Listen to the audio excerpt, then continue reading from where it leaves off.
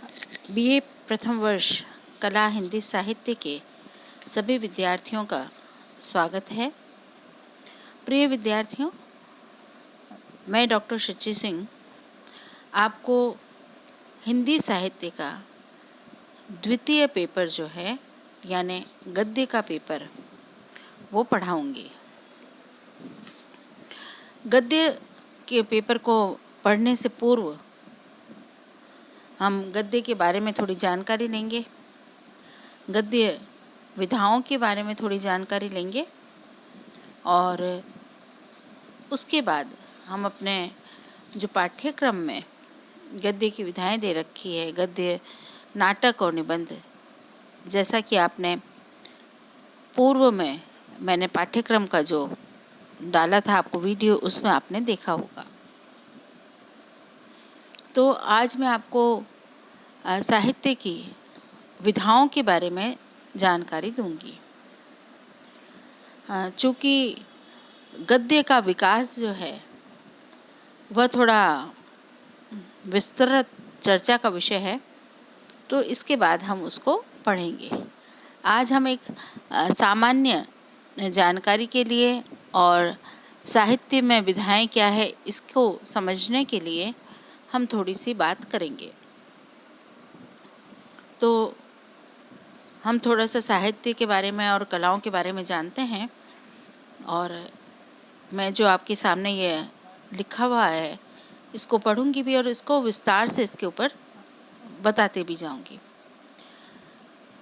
विद्यार्थियों, आप जानते हैं कि मनुष्य अपने भावों, विचारों को और विभिन्न माध्यमों से प्रकट करता है।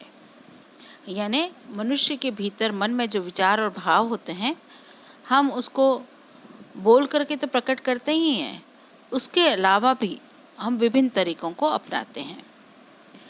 मनुष्य के सृजन की अभिव्यक्ति विभिन्न प्रकार से होती है। यानी मनुष्य जो खुद सृजन यानी नया रचना, कुछ बनाना, जैसे हम कहते हैं कि ब्रह्मा ने इस सृष्टि को बनाया है, रचा है, तो वैसे ही जब मनुष्य कुछ बनाता है तो हम कहते हैं नई रचना, यह मेरी रचना है, यह मेरा द्वारा सृजन किया हुआ है। तो वो कहते हैं कि मनुष्य जो है वो अपने सृजन की अभिव्यक्ति विभिन्न माध्यमों से करता है। और स्थापत्य यानी भवन निर्माण, मूर्तिकला, चित्रकला, संगीत कला, ये और साहित्य, ये जो 5 ललित कला हैं, इनके माध्यम से अपनी संवेदनाओं को वो विस्तार प्रदान करता है, प्रकट करता है। यानी हम में से, हमारे समाज में जितने भी हमारे साथी लोग हैं, उनमें से कुछ लोग भवन निर्माण के द्वारा अपनी कला या अपने विचारों और भावों की अभिव्यक्ति कर सकते हैं। स्थापत्य जिसे हम कहते हैं, और स्थापत्य के सुंदर नमूने हमारे जितने भी किले आदि हैं, आप उनको देखते हैं। ताजमहल के माध्यम से आप समझ सकते हैं कि ताजमहल विश्व का सर्वश्रेष्ठ की स्थापत्य कला का उदाहरण है। और स्थापत्य कला को भी ललित कला के अंतर्गत लिया जाता है। और स्थापत्य कला में देखिए, क्योंकि साधन जो है वो बड़े हैं, बड़ा बड़ा पत्थर है और आकार है, और उसके माध्यम से चित्रकार अपनी जो स्थापत्य कला का कलाकार है वो उसको एक सुंदर आकृति प्रदान करता है। आगे आ जाता है मूर्तिकला। मूर्तिकला में हम देखते हैं कि किसी भी मूर्ति के रूप में, चाहे वह माँ की हो, बच्चे की हो, चाहे वह भगवान की हो, चाहे वह क्रोधित मनुष्य की हो, खेलते मनुष्य की हो, तो हम ऐसे अनेक मूर्तियों को देखते हैं। और विभिन्न विद्वानों की, बड़े लोगों की, महापुरुषों की मूर्तियों को भी देखते हैं।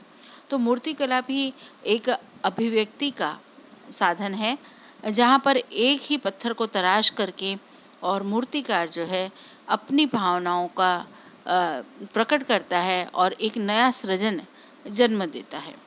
इसके बाद अगर हम आते हैं तो चित्रकला के माध्यम से, चित्रकला में साधन और सीमित हो जाता है। यानी एक कैनवास है, एक पेपर है, कुछ कलर्स हैं, कुछ एक ब्रश है, और उसके माध्यम से चित्रकार जो है वो अपनी कला को विविध आयाम देता है। आपने चित्रकला में बहुत सारे चित्रों को देखा है, चित्रों की आपने पूरी प्रदर्शनी को भी देखा होगा। और हम मुगल काल के चित्र या उससे भी पूर्व के रासो काल के, या कहना चाहिए आदिकाल के चित्रों को भी हम देख पाते हैं, संग्रहालयों में, और उसके बाद हम मुग़ल काल के और ब्रिटिश काल के और आधुनिक काल के जो चित्रकार हैं, उनके चित्रों को देखते हैं, हमको विभिन्नता दिखाई देती है। और आप पश्चिम में भी अगर देखते हैं तो लियोनार्ड दा विंची से लेकर के और हमारे देश के जो जतिन दास और हुसैन साहब हैं, उन तक एक लंबी परंपरा है जो हमें चित्रकला के विभिन्न स्वरूपों से और विभिन्न कालों से अवगत कराती है। तो इस प्रकार चित्रकला भी अपनी सृजन का एक नया माध्यम है, प्रकट करने का माध्यम है। संगीत कला आप जानते हैं कि जो सर्वाधिक सबको प्रिय है, हम लोरी से बचपन से ही परिचित होते हैं, लोक गीतों से परिचित होते हैं, फिल्मी गीतों से हम परिचित होते हैं, और इस प्रकार से कवि सम्मेलन में कवियों के द्वारा कहे गए उद्गारों से, उनके कविताओं से हम प्रेरित होते हैं, हम उनको सुनते हैं, आनंद की प्राप्ति करते हैं।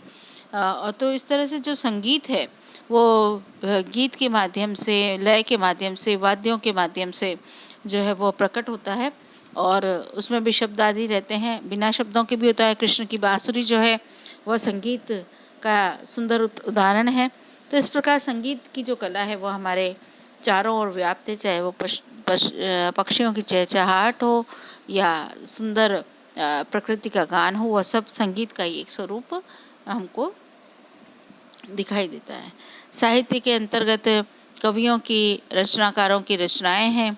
साहित्य के अंतर्गत एक साहित्यकार को कागज़ और कलम चाहिए, बस, उसके अतिरिक्त तो कुछ भी नहीं चाहिए। वह कहीं भी किसी भी स्थान पर बैठ कर के अपनी भावनाओं को प्रकट करता है और कुछ नया रचता है, कविता के रूप में, कहानी के रूप में, उपन्यास के रूप में, संस्मरण के रूप में या अन्य अपने निबंध के रूप में अपने विचारों को। तो इस प्रकार ये जो हमारे विद्वान हैं, उन्होंने ये 5 कलाएँ बताई है, जिनके मोटे-मोटे रूप से कलाएँ तो 64 मानी जाती हैं, लेकिन ये 5 कलाएँ जो है वो ललित कला के अंतर्गत आती है, जिसके माध्यम से कलाकार, रचनाकार अपने आप को प्रकट करता है। किसी भी कला में कार्य करने वाले को सृजनकर्ता कहा जाता है, क्योंकि वो स्वयं कुछ रचता है। इन कलाओं में साहित्य को सर्वश्रेष्ठ कला माना जाता है।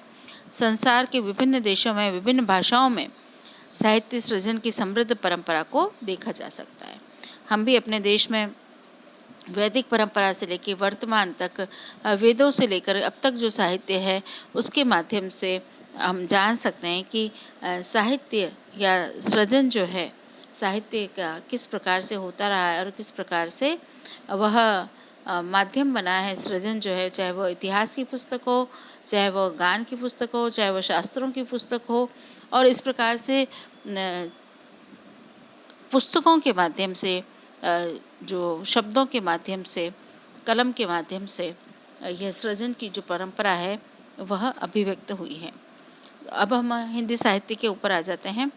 हिंदी साहित्य में सृजन की विविध विधाएं हैं, यानी साहित्य जो लिखा गया है उसको अनेक प्रकार से प्रकट करते हैं। मुख्य रूप से साहित्य 2 भागों में विभक्त है, एक पद्य और दूसरा गद्य। पद्य आप जानते हैं, पद्य जो है उसमें साहित्यकार अपनी भावनाओं को शब्दों में ढालता है, और इन शब्दों में भावों की गहराई है, कल्पना है, कोमलता है, उसमें एक लयात्मकता है। तो कविता में जो है लय, भाव, कल्पना समाहित रहती है, और उसी का जो है सुंदर रूप जो है वह गीत के माध्यम से, गज़ल के माध्यम से, दोहों के माध्यम से, कविता के माध्यम से, लोरी के माध्यम से, लोकगीत के माध्यम से प्रकट होता है। और गद्य दूसरी एक विधा है, दूसरा एक भाग है, 2 भाग है, और इनके भी अंतर्गत विधाएं हैं। तो गद्य के अंतर्गत जो है वह मुख्य रूप से वह अपने विचारों को प्रकट करता है, वर्णन करता है, एक तार्किकता का सहारा भी लेता है। उसके भीतर कोमलता और कल्पना होती है, लेकिन वह थोड़ी होती है, लेकिन वहाँ विचार जो है, विचार पक्ष, यानी हम कह सकते हैं साधारण भाषा में कि कविता में भाव पक्ष या हृदय पक्ष प्रबल होता है, लेकिन गद्य में जो है विचार या मस्तिष्क का जो पक्ष है वह थोड़ा प्रबल होता है। तो इस प्रकार से हिंदी साहित्य को 2 भागों में हम बांट सकते हैं, गद्य में और पद्य में। अब हम विधा के ऊपर विचार करते हैं तो पद्य जो है, पद्य में अनेक विधाएं आ जाती है, कई विधाएं हैं पद्य में।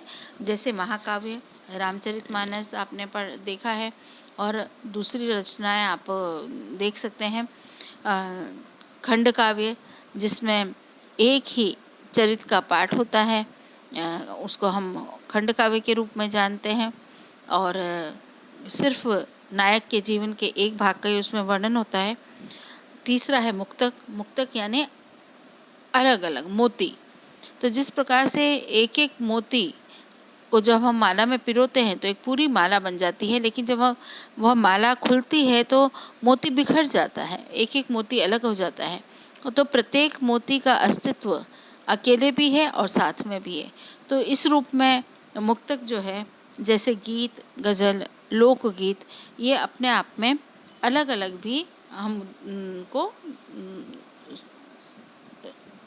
उनको सुनते हैं, रचते हैं, और इसमें कहीं किसी भी प्रकार से एक पूर्व या आने वाले उत्तर उसकी क्रमबद्धता नहीं होती, बल्कि एक दोहा अपने आप का संपूर्ण होता है, गज़ल का एक शेर अपने आप में संपूर्ण होता है, महादेवी का जो एक गीत है वो अपने आप में संपूर्ण है। वो अपने पुराने गीतों से या अपने नए गीतों से उस भाव साम्यता हो सकती है, लेकिन उससे उसका क्रम जुड़ा हुआ हो ऐसा नहीं होता है, वह अपने आप में स्वतंत्र होता है। तो ऐसी रचनाओं को हम मुक्तक कहते हैं। चाहे मीराबाई के पद हैं, सूरदास जी के पद हैं, ये सब एक मुक्तक रचनाओं के अंतर्गत ही आते हैं। कबीरदास जी के दोहे हैं, जबकि रामचरितमानस जो है वह आपका कामायनी है, रामचरितमानस है, यह सब आपके महाकाव्य के अंतर्गत ही आते हैं।